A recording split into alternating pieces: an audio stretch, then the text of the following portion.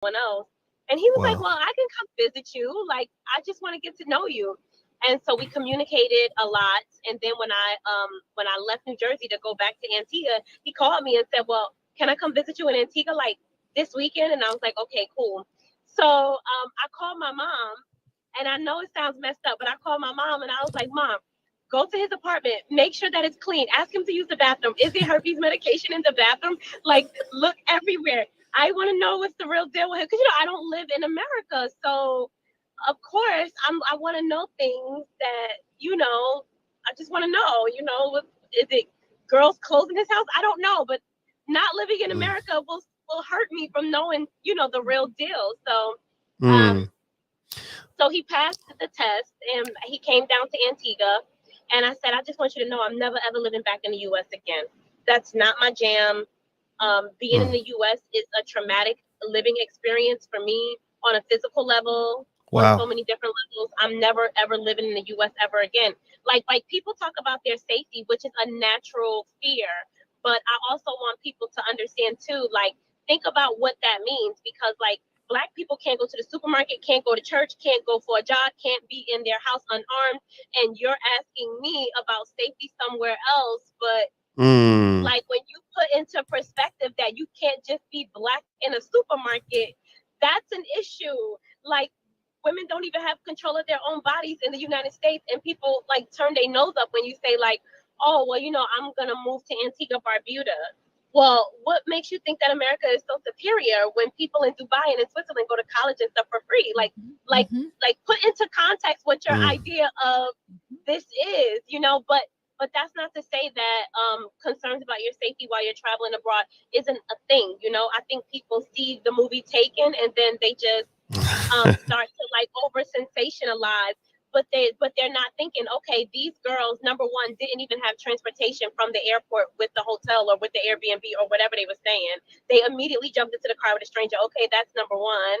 You get what I'm saying? Number two, Mm-hmm. the parents didn't even know where they were going. They were following a van, but they told the parents they were doing something else. So of course Mm. the U.S. embassy was not tracking these kids. There was no security or like. So I think people over sensationalize like solo travel. But anyway, back to like the booze. So um, we ended up like dating back and forth and stuff like that. And another thing that's gonna probably be for the salty men that don't want to hear this, but I told him, I said, oh well, I'm dating lots of different guys. Like, I know lots of different guys. Like, men can like you and they will see all these other girls. Well, I'm just talking to lots of guys on the phone. Like, I'm not gonna lie about that. I'm not married, so I don't really have to be in one situation. I can get to know whichever guy I like and then pick which one I like the best, or Mm. whatever. So, and he said to me, he said, okay, well, how can I be the one you like the most? And I said, well, you keep spending more time with me and you be yourself, and then we'll figure it out from there.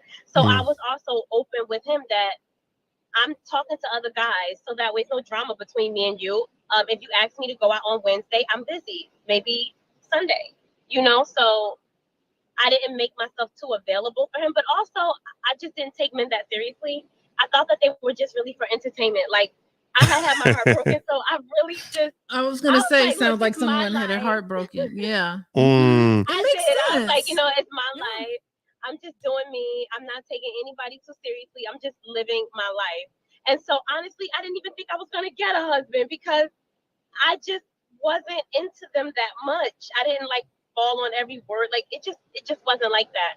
And so we just dated more and more. And then one day he just said to me, I really can't live without you. This is what I want to do.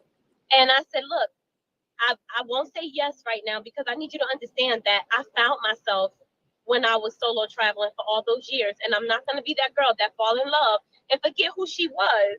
So if you accept that solo travel is a part of my life, then I will always split between the two. Mm. I'll do 6 trips, solo for myself, my own foundational individual path.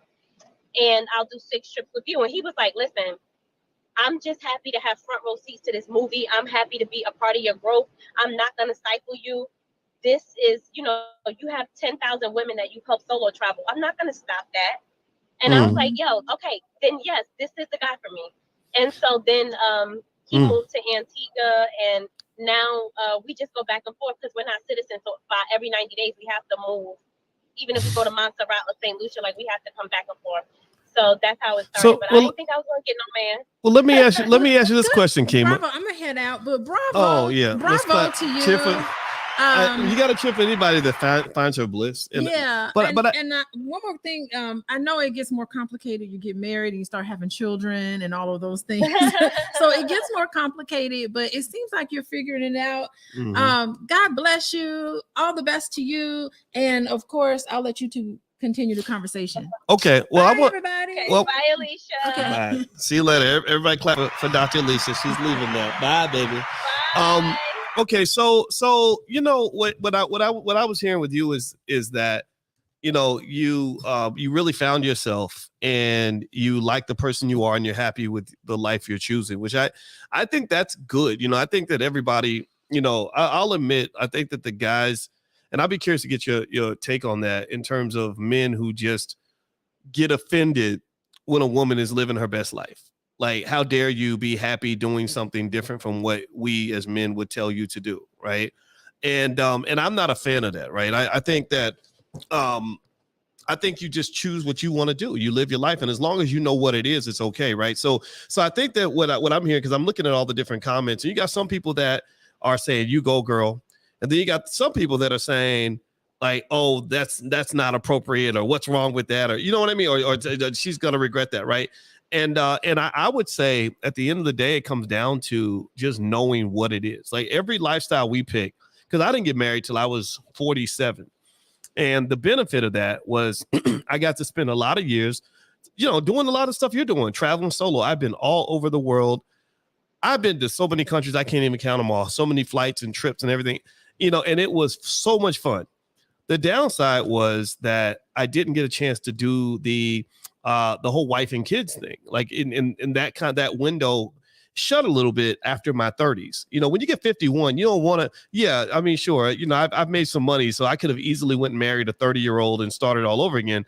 But I don't want to be chasing around a newborn at 51 like that. You know, so I made a trade-off, and it was a conscious trade-off, right? And I think that to me, those are always okay. And anybody who gets mad at you for making the conscious trade-offs in your life that make you happy, that's just a hater. That's somebody who's not happy with their own life. But what is interesting is that is when you have somebody that makes the trade-off, but they didn't know what it was.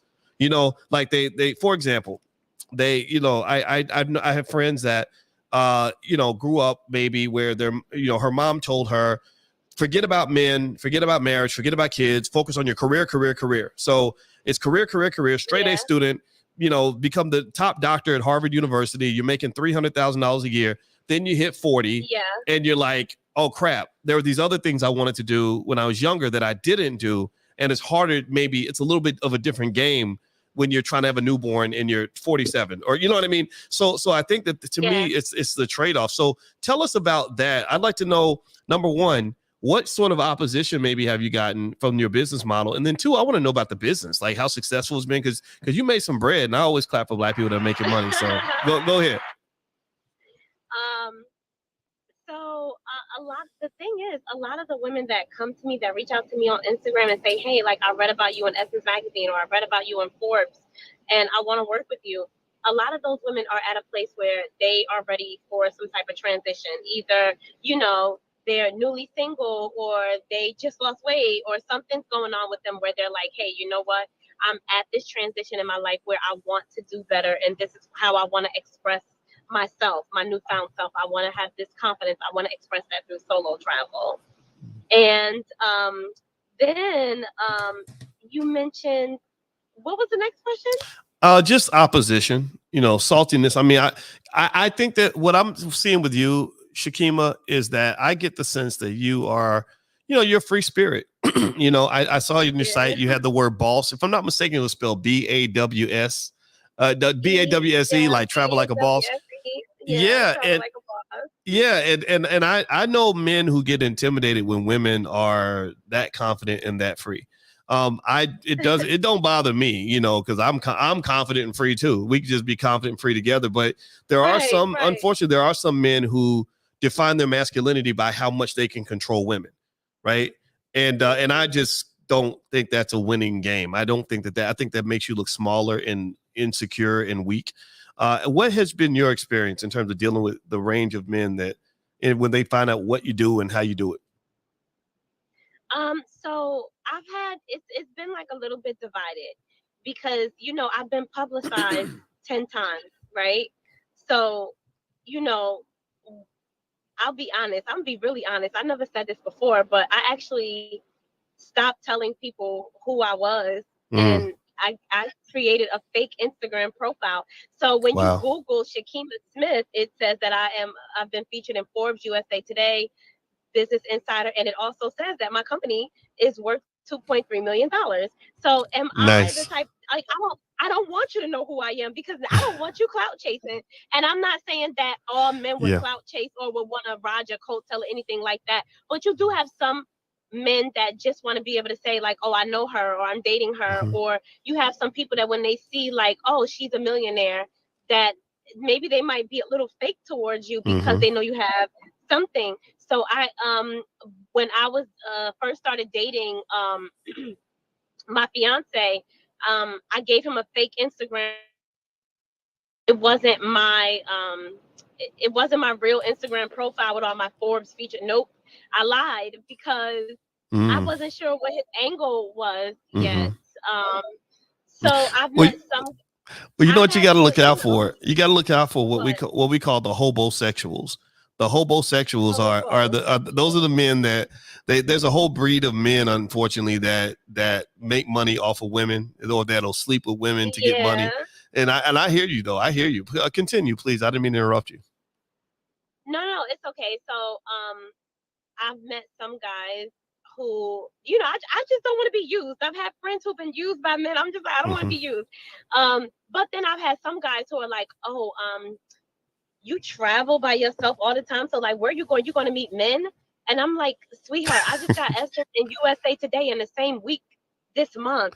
You think men is the issue? Like, you think I'm out here for men? Like, so I've experienced a little bit of both, but thank God, like when I met my fiance, like he was just like, hey, like you've helped 10,000 women travel the world. I'm not gonna get in the way of that. Yeah, you keep solo traveling because Mm-hmm. that's what your purpose is, and most of us don't know what our purpose is. So you keep going, and I'm happy to just cheer you on and try to be there with you every step of the way. I don't want you to change anything about yourself. I just want to be a part of what you're already doing, and I want to be by your side while you grow. And no guy had ever really invested, like, ever really cared that much. So Mm. I was like, okay, I think we might be working with something. But again, I was still living in Antigua, and I was dead set that I was never living back in the US again. I was completely confident in that. Mm. So he said that he would, do what he had to do with his trucking business and everything, and that he would come to Antigua with me. So here's a trucking I business. got lucky. Nice. Yeah, I really got lucky. And like guys in Antigua would try to talk to me when I first moved to the island, but I was worried. Like, what if they just want me, like, because they hear I'm American, like maybe they just want a visa, like 90-day fiance. Mm. I don't know. Mm-hmm. So I wasn't really open. But then I met him. You know what's really interesting? That's a good point. By the way, everybody who's just tuning in, I'm talking to Shakima Smith, and her Instagram page is the Passport Abuser, so you can go take a look. She helps women travel around the world by themselves, or anybody that wants to solo travel. And by the way, what's your website, Shakima? The name of your company? Yeah, so it's travellikeaboss.com, and boss is spelled BAWSE, travel like a boss.com. But you guys can also find me on Instagram at the Passport Abuser. Okay. Yeah. Well, you know what's funny, Shakima, when you talk about and I think a lot of people that haven't experienced and don't know what that is, when you are dating and you don't know exactly what the angle is. I think, when you have a little bit of money or a little bit of status, it just changes the dynamics a little bit. And I noticed that, when I started, when my public profile started to grow, it was about 2006. And that was when I met the first woman that I would technically define as a groupie. And she's in the category of what they call sapiosexuals. And sapiosexuals are people that are attracted to men that have like really strong brains. And I'm a pretty smart dude, so I accept that. It is what it is. And I remember that I learned something about the world and I learned something about myself in that experience. The thing I learned about the world is that people are going to treat you different based on what you got and what you coming with. You know, a pretty girl with a nice booty or whatever it is going to get treated different from an ugly woman who, you know, who's 800 pounds. No disrespect to anybody who's 800 pounds, but that's just reality, right? And so the thing about having money or status is that it adds features, right, that people might find appealing. And here's the thing. I didn't necessarily hold it against a woman if she appreciated the fact that I had money. I understand. I'm like, yeah, I know you probably think that the money's nice and maybe you want to get some of this. That's fine. But I'm not going to give this to everybody. And I'm going to have to observe the situation for a while to decide if you're somebody that I really want to share the entirety of me with. You know, and that helps you distinguish between, at least from the male side, it helped me distinguish between women who just have a natural attraction to men who have financial success, which I think is just biologically driven in a lot of women. I don't think that makes you a bad person, versus the women that just like it's money first. That means if you lose your bread, she's out the door. You know, you lose your bread, she gonna lose her head and go find somebody else.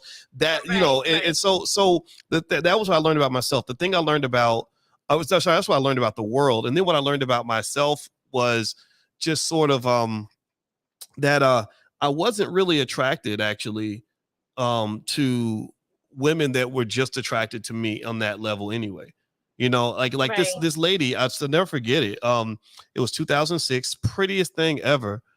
And I could not get myself even interested in accepting whatever she was trying to offer me. And I said, what's going on? I'm thinking to myself like a guy, like, dang, she's fine and you should be done. It didn't mean anything because I had no connection to this lady. She wasn't that smart. You know, it was pretty meaningless, right? So I think everybody has to form their own connection to it. And I would say to yourself, and it sounds like you've done this, but I'll encourage you. This is me, Uncle Boyce, right now. I hope that's okay. Yeah. Yes. Okay. Yeah, I would encourage you to kind of find a way to make sure you always have that balance and try to do it in a way that doesn't darken your soul. You know, like our souls can get dark because especially when you get used. I don't know anybody in here in the chat knows what I'm talking about. When you got straight used by somebody or manipulated, or you find out later they were there just for XYZ, right? And it can piss you off. Like it can make you mad or betrayal. You know, I've had people that I brought in my circle, let them get real close to me, and then I got myself stabbed by bringing somebody in my camp who had a knife in their hand, right? And it pisses you off and it makes you say, forget it. I ain't trusting nobody. But then I said, no, this doesn't feel good. You know, I don't want to be that person, you know? So I think it seems like you have that balance because I remember when we were in New York, and I'm going to let you talk now because I'm done. But you were actually you stood out because in that room of people, everybody in there was successful. Terry Egioma's made $40 million, and that one lady has the biggest and you were the most helpful person in that room and the most open and the most giving, the most supportive, and that's what my wife and I remembered about you. So tell me more about that. I'm not even gonna ask you a question. I'm just gonna let you talk because I don't talk way too much. What are your thoughts based on everything I just said? No, I think that you're totally right. I love your perspective on everything. I'm super happy for you to have me on today. Like, it was just a pleasure. Like, you know that you're my aunt, you're my uncle, and Dr. Alicia's my auntie now. So yeah, I'm excited to be on. If your audience has any questions, they can definitely reach me at the Passport Abuser on Instagram. And yeah, thanks for having me. All right. So everybody, so we are going to let Miss Shakima go. This is Shakima Smith. Her website is Travel Like a Boss. That's BAWS, travellikeaboss.com. You can follow her at the Passport Abuser. Just if you're watching on Instagram, you can just hit the link. And I'm gonna stick around for a minute. And I know some of y'all have some questions and some thoughts that you'd like to share. So as we let Shakima go, I'll just hang on and chat with y'all for a minute, rap with you about some things. And also don't forget, if you go to BoyceWatkins.com, we're doing an event Tuesday night. And it's free for those who are in the Black Business School. And it's basically, the simple title is How to Become a Millionaire by Investing 5 Minutes a Month. So I'm going to break that down on Tuesday night. You're welcome to come as well if you'd like to pop in, Shakima. Yes. That sounds really good. I would love to actually give this to my email list because I think that they would want to know about this. So maybe you can text me after this. Yes, I sure will. I sure will. And the link is at boycewatkins.com as well. And everybody watching on Instagram, you can hit the link in the bio. But I'll text it to you. I'll text it to you also, Shakima. So thank you, Shakima. Great. So everybody say goodbye to Shakima. You go, girl. You go, girl.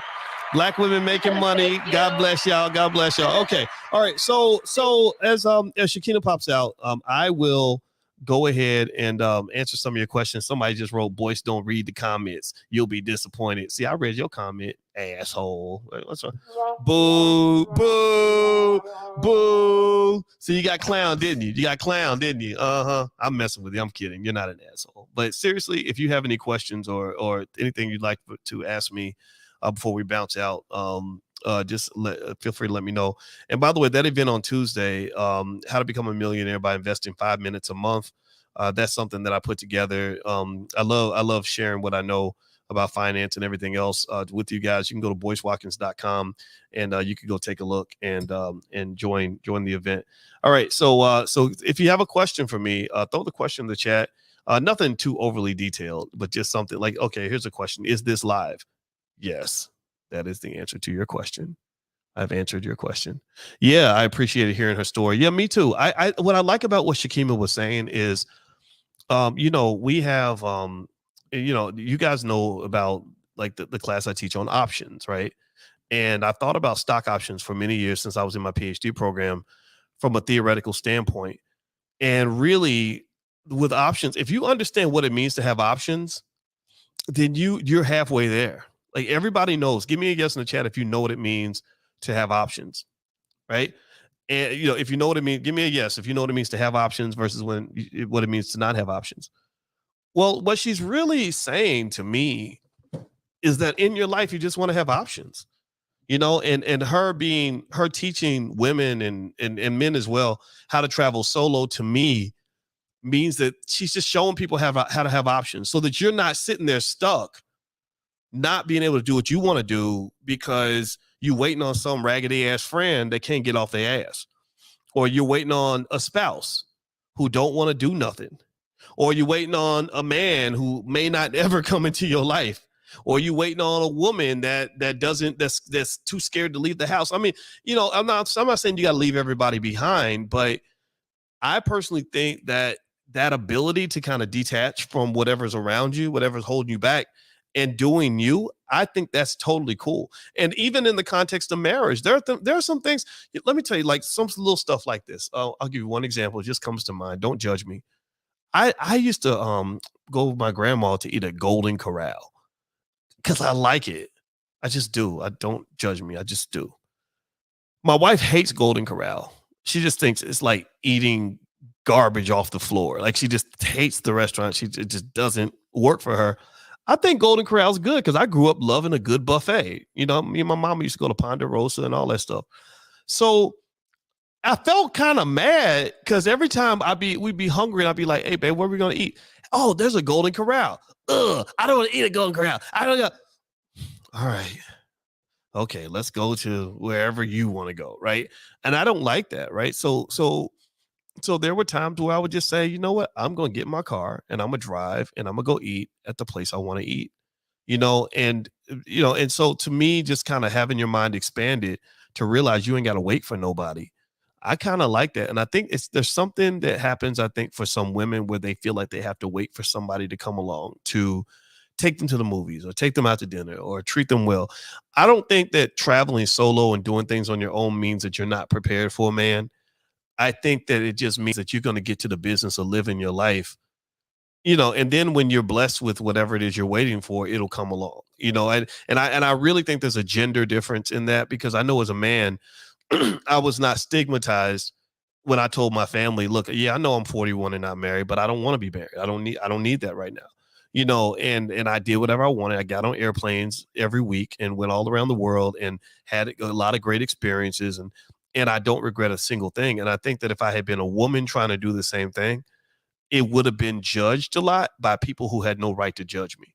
right? And I'm not saying just live your life without thinking about things, because I think there are some real things to think about. Like, so for example, if if you're living your life, if you are a person that values marriage and you want to get married in your 30s and all this other stuff, I don't think you can just live a reckless life in your 20s and then think it's all going to just come together when you hit 32, 33 years old, that your husband will just be waiting. I noticed a distinct difference in the amount of male competition I had for women in my 30s versus in my 20s. In my 20s, there was a lot of competition, a lot of dudes, because girls would date all kinds of guys. They could date good guys, bad guys, thugs, college boys, all that.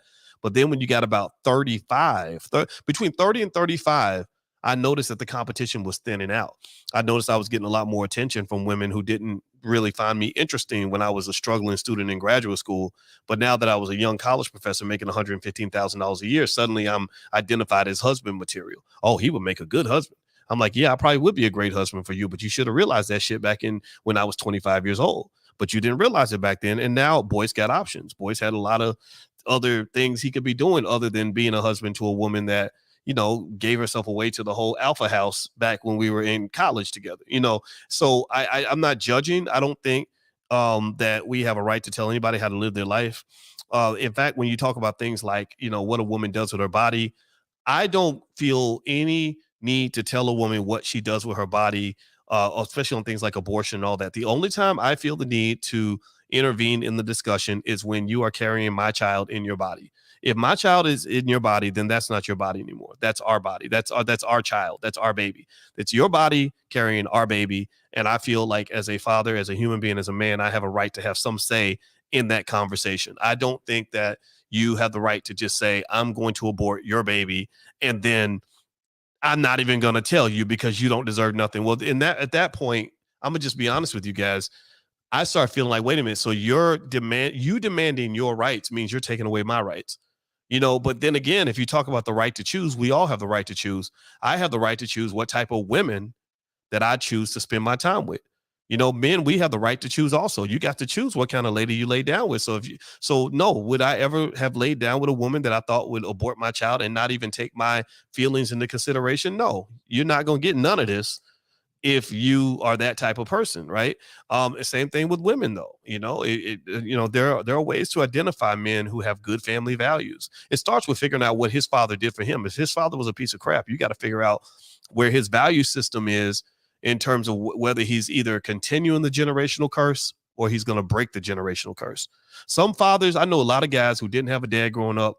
My biological father wasn't there at all. He was kind of a bum, to be honest with you. And he wasn't there, but I had a real man that raised me, and it made me very determined to make sure that as a man, my presence was always felt amongst the people that I was supposed to provide for and take care of. So I never missed any of my child support payments. I was always available if my kids needed me. I even took on kids that weren't even my own. I'm blessed with being a bonus dad for 3 beautiful children, and they're like my kids. I mean, they respond to me like a dad. We do things like a dad. We went go-kart racing the other day. We had a lot of fun. I give them advice like a dad. I love it. It's the best. There's nothing ever that I can think of that I've done in my life that's more enjoyable than being a black father to black children. I really can't think of anything I enjoy more. And so I will say, though, that, you got to find out what people value, what really matters to them. Right. So ultimately, I think that, so when I hear, I really felt that clip. Did y'all see that clip I put up on my Instagram with Ayanna Van Zant, where Ayanna was basically, there was a woman who was talking about how hard it is being a single mom and doing everything on her own. And I think Ayanna said something like, I don't want a badge of honor for my mistakes, or I don't want a badge of courage for all the mistakes, for the bad choices I made. And I thought, whoa, that's pretty heavy. She's telling this woman, you made bad choices. You chose to lay down with a man without a condom, and now you're dealing with this situation. And I'm not one to be so harsh in that regard, because I think single moms go through a lot. Love is a tricky process. Love will trick you into doing things that you might later regret. I've studied love. I studied the biochemistry of love. I studied how love affects the brain. I've studied how the female orgasm can release so much oxytocin in the brain of a woman that she becomes instantly bonded to the man who's giving her good sex. These are things you don't hear about. These are things people don't talk about. These are things that remind me that men and women are just built different. Men, our testosterone alone allows us to bond differently than women do. Women will bond like crazy to a man that they're sleeping with. They just like they bond to their kids. Look at how attached women are to their children. So to me, when you talk about the power of God, like God creates those powerful bonds. I don't believe in playing with God. I don't believe in playing. I'm not even a religious person, but I'm gonna get a little religious for a second. I'm just gonna say I don't play with the power of God. Like I don't. That's why I don't. I don't get into even the transgender conversation confuses me. It's like, no, you're born a man. I don't think you could really be a woman. You could try.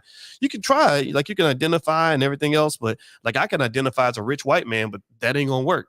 I'll never be a rich white man. I can act like one. I can talk like one. I can carry myself like one. I can tighten up my butt cheeks and everything, but I'm never going to be a rich white man.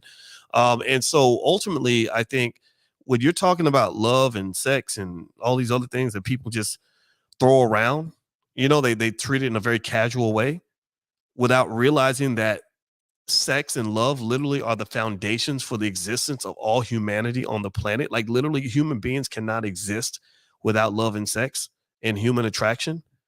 Why are you playing with that? Like, why are you acting like it's just funny games? Like it's just something you can just casually do with whoever you see and just is no big deal. And then you get upset when the catastrophe comes, when you're trying to raise those 3 babies all by yourself and you ain't got no help. The time to think about that is when you're getting horny and you want to just go over and go and have a quick orgasm with some person that has no business in your bedroom. Same thing is true with male and female. I'm not taking men out of this conversation. I know a lot of men get mad at me because I think men should be accountable for our choices too. I think that accountability to me means having enough courage to simply know how to be who you're supposed to be as a man without feeling somehow that women threaten that by being whatever they want to be. Like, so when you talk about for example, I never got into these platforms that exist online. I'm not going to talk bad about Kevin Samuels at all because I don't even bring him up like that because the man died. I mean, we should show some respect. But when you just sit around and you're complaining constantly about women and what women do and what women don't do and I need to fix women, I need to educate women. It sounds as weird to me as when I hear women talk about how they're educating men. Like that one lady who was dark skinned. Did y'all see that? I put that video on my Instagram. My Instagram is the real Boyce Watkins. And there was a beautiful dark skinned lady. They had she had some really pretty lips and pretty skin and everything else. And she was talking about why she was going to start dating out of her race. Because she said, because black men did this and black men that. And then she said something like, and I've educated black men. I've educated them on colorism. I've educated them on this. I've educated them on that. And my feeling is like, why do you feel so superior to other people that you feel like you got to educate men? Are you letting men educate you? Are you a person? Because that's the thing. When you think you're always the teacher, but you can't never be the student, well, that's just gonna make you an idiot. That's gonna make you a dumbass. And so maybe your problem is not that black men are all colorist and that we don't like dark-skinned women and also maybe it's because we just don't like bitches. Like seriously, maybe it's just that we just don't like women that are constantly telling us what to think, telling us what to do, telling us how they're better than us and how smarter they. Stop all that. Like, just be a human being, be a good person, show some respect. Like as a man, I know as a man, I never wanted much. I just wanted to be respected. Respect matters to me more than love. I'd rather have you respect me than love me. Love is cool. Love is nice, but I'm not, I believe men and women are different. I think my wife would rather be loved. Don't get me wrong. She wants to be respected too, but I think love is heavy on her mind because she's got a lot of feminine energy. She's 100% woman. But at the same time, me, I'm like, yeah, I'd like some love, but I'll take the respect first. If you love me and disrespect me, that means you don't really love me anyway, because you should love what I love if you really care about me. If I say I want to be respected, then you need to respect me. And so ultimately, I just really think these conversations go all wrong. And so when I listen to Shakima and she's talking about traveling solo, and then I see men in the chat who are like, oh, only whores travel solo, and what's wrong with you? And that's just stupid, this, that, and the other. I really encourage men to kind of just walk past all that nonsense because unfortunately what it does give the appearance of is that you're revealing your own insecurities when you do that. Who cares? Why do you care if she's traveling by herself? Why do you care? I mean, you ain't got to date her. She ain't got to be in your life. And the other thing too is, to me, if you are doing your best to be the best person you can be and succeeding as much as you can in your life, you're not really gonna get too caught up in what other people are doing. My wife is a high flyer. My wife is very successful. My wife is one of the top scholars in her field. She's, gotten all kinds of awards and, status and everything else. I don't care. That doesn't, I mean, I care. I support it. Like, I cheer for her. I say, hey, your mama just got another award. Yay, let's have a party. But I'm getting awards too. I'm winning too. Like, I'm succeeding too, and she cheers me on. And I contrast that with there was a lady, I did not know her. I knew somebody that knew her pretty well, but she was a professor, a college professor, and she was also a high flying, award winning instructor. And she had this husband who was a complete failure. He went to law school. He failed the bar exam 5 times. He wasn't making that much money. She was making more money than him. And he was jealous of her. He got to the point where he became jealous of her. And this spilled over into their relationship. Next thing you know, he's cheating because his infidelity was driven by his insecurity and his jealousy of his wife. But then also he starts to abuse her because he's thinking she's cheating. You know how it is. Like, the person that's cheating is always like thinking that their partner is cheating because they're projecting, right? And next thing you know, this guy just loses it and he murders her. He killed her, and he then killed himself. And he had 2 children that were under the age of 5. They had 2 kids under the age of 5. And one of the kids walks in the bedroom and finds mommy and daddy both dead in the bedroom. And when I heard that story, I just said, my God, like, this to me is the saddest thing in the world. This is a man who really lost his true purpose, in my opinion. This is a man who, for whatever, at some point, somebody put the wrong spirit in this man, taught him the wrong things.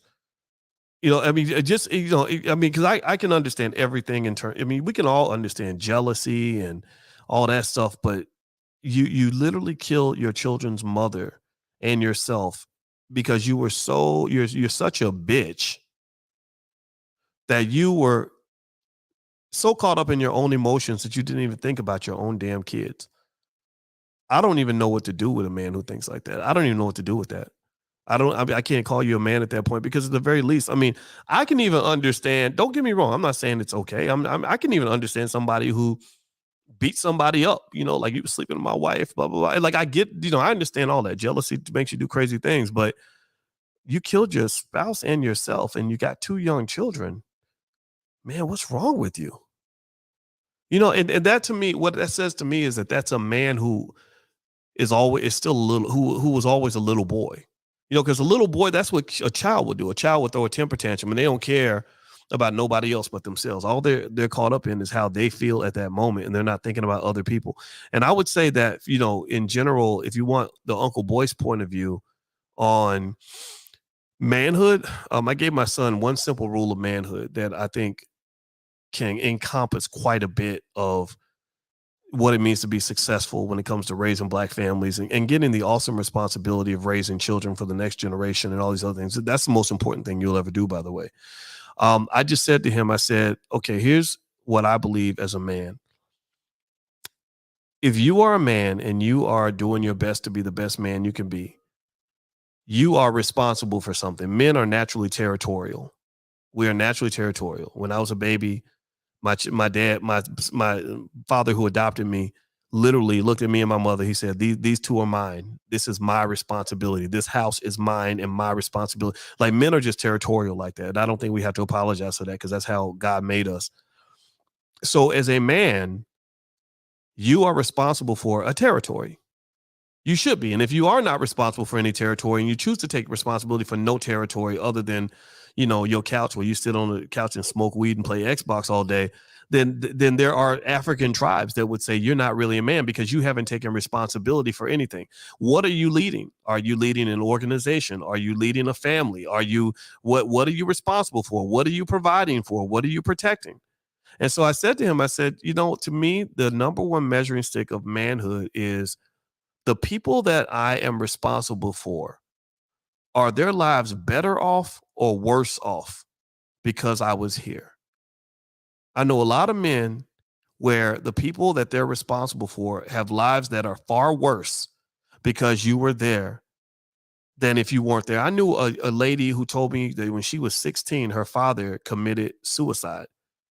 He was an abusive alcoholic, and one day he just hung himself in the garage. And I said, how did that feel? I said, that must have been traumatic for you to have your father kill himself, and you're only 16 years old. And do you know what she said? She said, actually, honestly, I was relieved. I was relieved because I knew he wasn't going to beat up my mother anymore. I knew he wasn't going to come home drunk and terrorize the whole house. And I don't, I don't know what her father went through that made him into the person he was, but to me, that's the exact opposite of a man. When you are creating terror and chaos in the lives of the people that you're responsible for, you are not a man. The people in your life should be better off. They should have more wealth in their bank account. They should have more health in their body. They should have a stronger spirit because you're there. They should feel safer because you're there. Their lives should be elevated because you're there. And if their lives aren't elevated, then you fail to do your job. So by the way, I'm going to get on my Instagram. The Instagram's about to run out. I'm going to restart the Instagram right after this. It only gives you an hour, but it sounds like we have a few more things to talk about. So if you want to pop back in, just pop back in. I'm going to end the Instagram chat. Everybody else on YouTube and Facebook, please hit the thumbs up button. Thumbs up, share, subscribe if you haven't done it yet. And by the way, my website's boycewatkins.com. And if you want to join us Tuesday night, we're doing an event Tuesday night. I'm going to do a lecture on how to become a millionaire by investing 5 minutes a month. And I promise you it's going to change your life. So feel free to go to boycewatkins.com and take a look if you'd like to join us Tuesday night. All right. So, but yeah, so that's it. That's it. Like, if you think about it, if you're a dad who has, made everybody's life better because you are around, then that to me makes you a good dad. Like, I think that's a good criteria. Like your kids, are they smarter because you're there, or are they dumber? The family finances, are they better or are they worse because you're there? If they're better, they could be better because you're investing and you're saving and you're working hard and you're doing all these other things. Or they could be worse because you got a gambling addiction and you took out the grocery money and blew it all at the goddamn casino because you wasn't thinking about nobody but yourself. Or you went out and bought some crack or whatever, right? It could be worse. Do people feel safer with you around, or do they feel less safer? Right? They feel safer maybe because you are a protector and you are really out there making sure that your kids are good, that nobody will come in your house, hurt your daughter or hurt your son or whatever, right? Your wife is protected and all that. Or you can make them feel less safe because you're the predator inside the house. You're molesting the kids, you're beating people up, you're coming in cussing everybody out. Are they happier because you're there, or are they more traumatized and sad? Right? They're happy. Maybe they're happier because you're there, because you're fun and you're cracking jokes and you're taking the kids out and you're creating all these wonderful experiences. Or maybe they're sadder because you're just such a terrible person that you just decide you want to be mean to everybody and yell and scream and cuss people out and hurt their feelings and all this other stuff.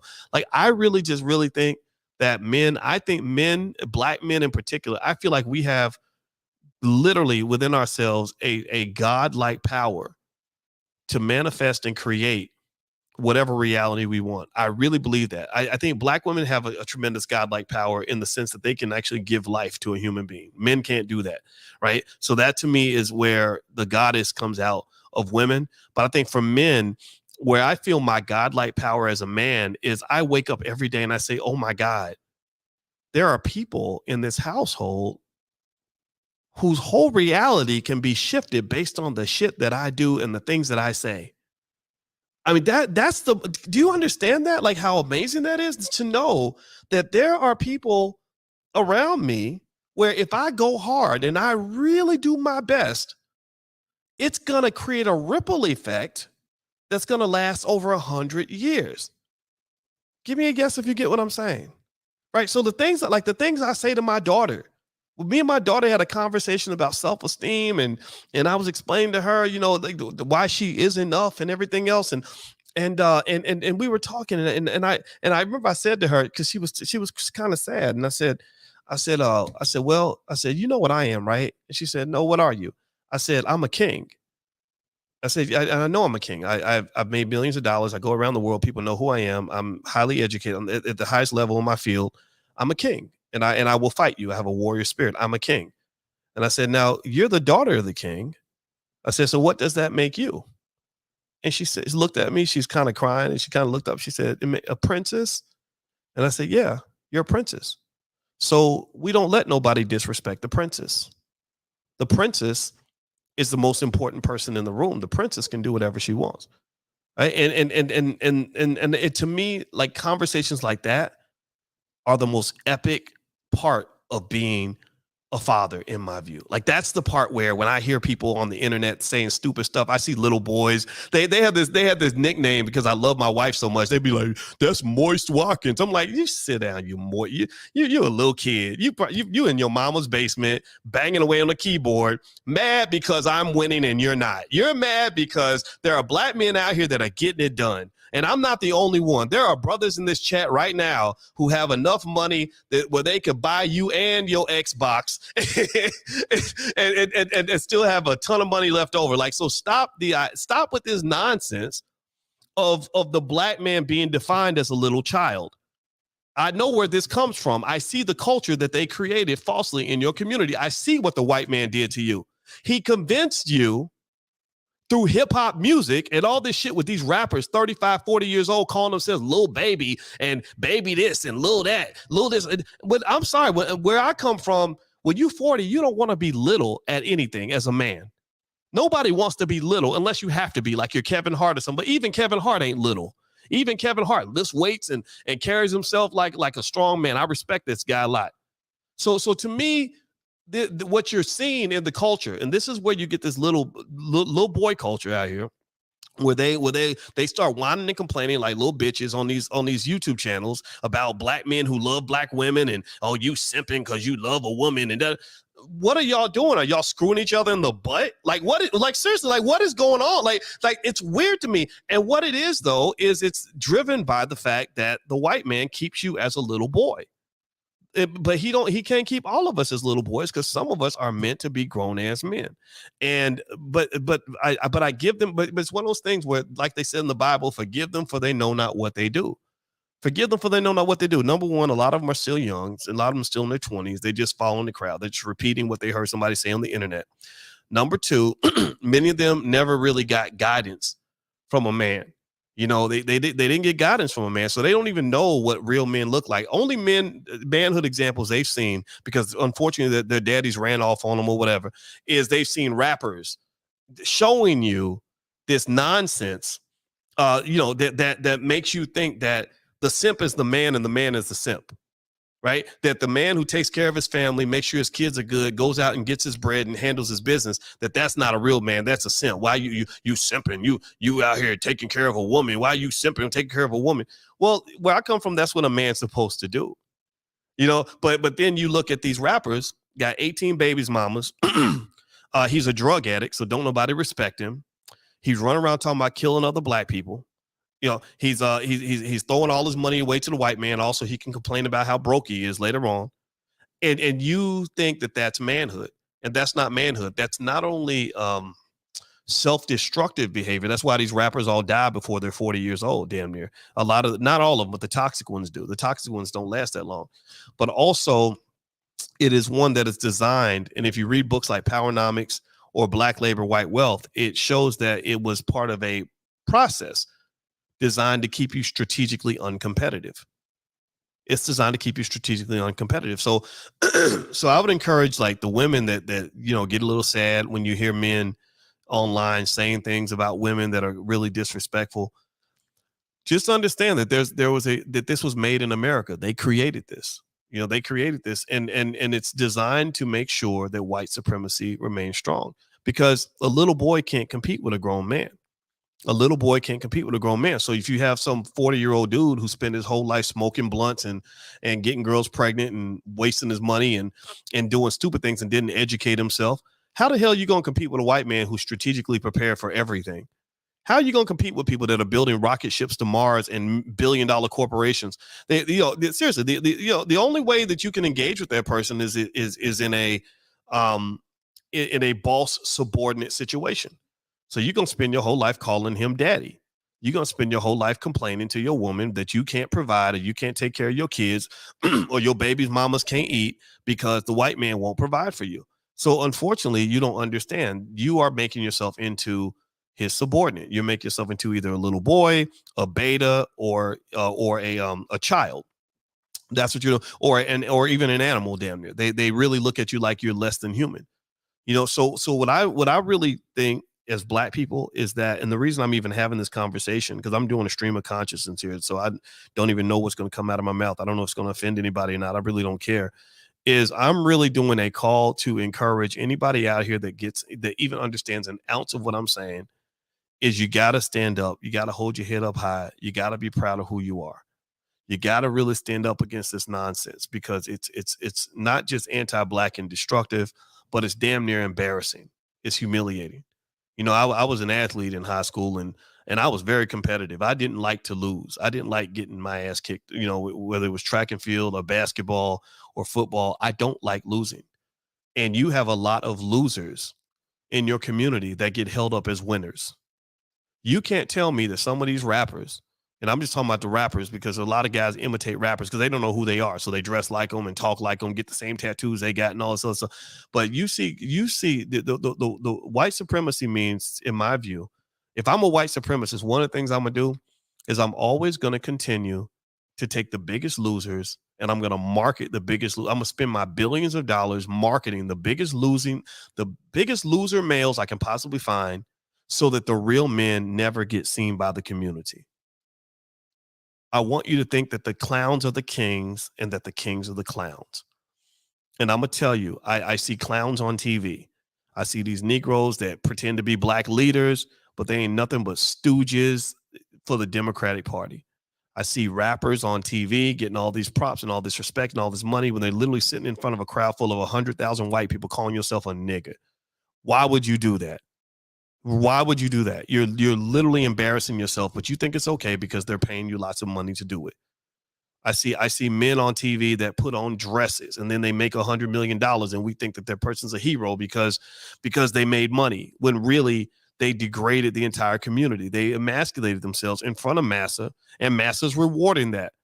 Just like a trick in a club. A trick in a club's going to pay the girl to drop it like it's hot and bend over and all this other stuff, right? So that's what you're doing. You're getting paid to be a hoe. You're getting paid because you basically were willing to do whatever it took to get that money, even if that meant degrading yourself and embarrassing your whole family and your whole community. But we think that that person's successful because they have money in their bank account. That's what we do. That's what it is. That's how the game is played. If I'm a racist white man, that's exactly what I do. I say, oh, no. Don't put that intelligent guy on TV. Don't put that militant. He's too militant. We need this get along Negro. And we're going to put him on TV. Or we're going to grab the one who's the drug addict and the alcoholic who don't take care of his kids. And because we're so liberal, we're going to throw him out there, and we're going to say that if you say anything about his behavior, you're discriminating, or that's not appropriate. Seriously, that's what they do. So here's what I see. I'm going to tell you what I see when I go into the world, though. Here's the thing. This is what gives me hope. When I go out into the world and I meet you guys and I meet y'all, I talk to you, and you come up and you tell me about your lives. I meet a superhero every single day of the week when I travel. I kid you not. When I was in Houston at the Power Networking Conference with George Frazier, I saw Black women who respect Black men immensely, who are running $1 million companies, who have tons of education. I saw Black men who love the hell out of Black women, who have amazing families, who have over $1 million in the bank.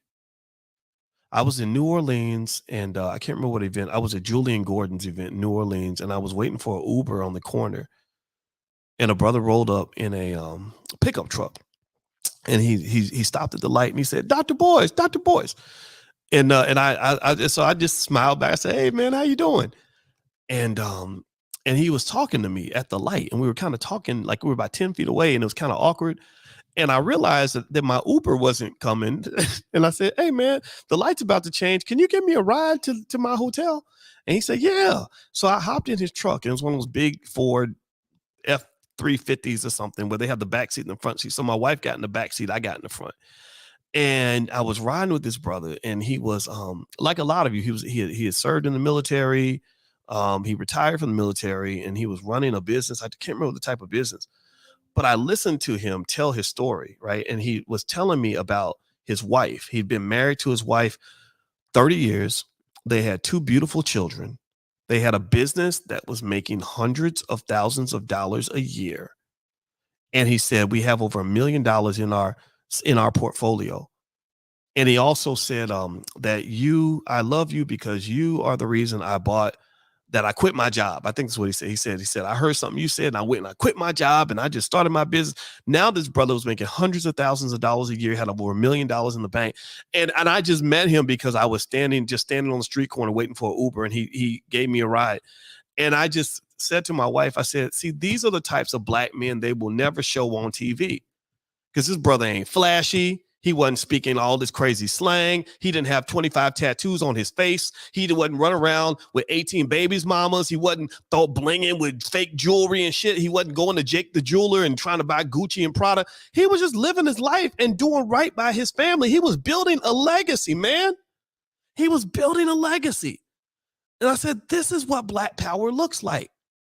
These are the types of men that I look to. These are the men I look up to. When I would look for my role models, I grew up looking for men like that. These guys on TV, I don't know what the fuck they are. I don't know where the hell they come from. I don't know what they represent, but that's not the culture that I believe in, because that's not the culture that's sturdy. You aren't going to go into that man's house and make him a slave of anything. But I know many rappers who are complete total slaves, straight Kunta Kinte, can't do nothing. Remember when Snoop Dogg tried to get real militant for a while, and then they shut his ass down and had him apologizing like 8 times? Like literally had him apologizing over and over and over and over again. I'm not making fun of Snoop because I don't think he's that bad. I'm not trying to diss him or anything, but I really got frustrated when I saw this, because I said, here we go. Black men on their knees again, apologizing when you ain't even did nothing wrong. Nick Cannon, remember Nick Cannon tried to get militant for a while, and then he ended up apologizing over and over and over again because they got him by the balls in every way imaginable. This is an example where money makes you into a slave. And the reason these guys ended up apologizing is because they're not really built for true competition with the white man. They can't. They can't compete with the white man. They can't. He comes in and he puts his foot down, he puts his balls on the table, and you got to submit to that. You have to, get on your knee for that. And a lot of people think it's cool to try to be strong and black. And because they're in a space of entertainment is not about substance. Entertainment, which is where many of your rappers live or whatever, it's about flash. It's about flash, right? You don't really got to do it. You just got to act like you did it. You ain't really got to have it. You just got to pretend like you have it. You ain't really got to be a real gangster. You just got to be a studio gangster. You just got to make sure you say it good with a nice beat and some nice lyrics, right? And to me, that was those situations were an example of the Wizard of Oz being exposed, where you find out the emperor has no clothes. A lot of the individuals that you look at in entertainment that you admire the most, there's absolutely no substance to their existence. There's nothing there that makes them really worthy of any of your respect, other than the fact that they made a song that you liked and they know how to pretend, right? And so when you put them in a situation that requires them to be real, a lot of them buckle and fold. A lot of them can't stand on nothing because they ain't never really had to go to battle over something significant and something serious. Now, but there are some artists I've seen on the contrast, though, who have shown the kind of integrity and the backbone necessary to be leaders in the community. D1, for example, is an artist that I love to death because D1 is really who he is. He raps about what he does and what he lives, and he lives that. When I worked with Ice Cube on the whole election thing, I was very impressed. I had to talk to him for a while to really know if he was serious or if he was just trying to do it for clout. He wasn't. He really believed in these things and he really stood by himself. Some other examples: when I worked with Russell Simmons on a mass incarceration project, he had to stand up to the Obama administration because they were trying to basically blackball him from all their little White House events because they were used to having the black celebrities in their pocket because they're all so weak and flimsy. Immortal Technique is a rapper. He's from Peru, but he's a cool brother, and he has some great music, and I loved his music, and I happened to talk to him. He's also a person that lives what he says. But then you have a lot of other individuals in the entertainment space who can't keep it real for nothing. Because they're literally paper tigers. They literally have nothing substantive that backs up all the flash. And so I don't really look for the flashy people. Like when I'm thinking about who I'm going to invite to the All Black National Convention and all that, I don't invite the flashy people. I don't care. And I can see a flashy Negro in a second. I can look straight through the little bit of money you made, but I look at your relationships and how you make your money. I look at your track record and what you've done. And there are a lot of flashy Negroes who will never get an invitation to the convention because I want people of substance. I want people that can really stand toe to toe, pound for pound against the oppressor and win that battle and do what's necessary to engage in that fight. And unfortunately, a lot of your fake black leaders they put on white-owned television are not appropriate. They're not going to get the job done. This is why you need black-owned media that's going to elevate those people. Like you look at guys like some guys that came on the other day, Rizza Islam. Rizza Islam is solid. You look at Maj Touré. He talks about guns. He's committed to gun ownership. You're not going to go pump Maj Touré. You're not going to go push him around. He's not a flimsy guy. You look at Professor James Small. Professor James Small has the track record to show that he's black first. He has the track record to show that he's willing to fight and die for whatever he believes in. He has a track record, right? So I personally encourage you, and then even beyond those that have a bigger platform, I think even in your own life, you got those solid people who are down for you, and then you got the people who are not. And I think that when I look at men, you talk about just manhood in particular, the guys I like are the guys similar to the guy that gave me that ride in that truck. I don't remember his name. If he's in the chat, I hope he says his name because I don't remember the brothers. I don't remember names that well. I hate it, but it's just who I am. And I just love the fact I said, man, this makes me feel good. I just talked to a sturdy black man who spent 30 years building with a beautiful black woman and raised some black kids, raised a strong black family, and put $1 million in the bank and left a powerful black legacy. That man is not going to be the victim of nobody's oppression.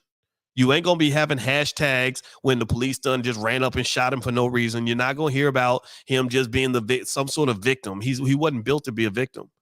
He was built to be a fighter. He was built to be a soldier. And I applaud that. Those are my type of people. So shout out to all the solid people in the community. My goal in life is to do everything I can to elevate your presence in the world because you are the people that our children need to look up to. You are. I mean, if you take some of these artists that they put out there in front of your kids every day, and your child lives the exact same life that person's living, your child will be dead by the age of 30. And then they're going to call them a victim, and they're going to say it's because of racism or oppression or whatever, or some unsolvable problem where the black man just happens to die young because there's no way to stop it. And that's not true. There appears to be no way to stop it because they don't want to stop it. They don't want to stop it. They don't want black men to stop dying young. Who would want to stop that? That's like God's gift to, that's that's like killing off a rodent problem. They don't want black boys to be born. They don't want black boys to prosper. They don't want black men to succeed. They don't want black men to be strong. They want you to be weak. They want you to be weak and comfortable because that minimizes the amount of threat you might cause to the pre-existing construct. So you got to get off that plantation. It starts psychologically. It has to be mental. So whoever you are, whatever you're doing, keep doing it. Don't be scared. Maybe my conversation can give you some courage because I know what it feels like to be alienated by people who just don't understand.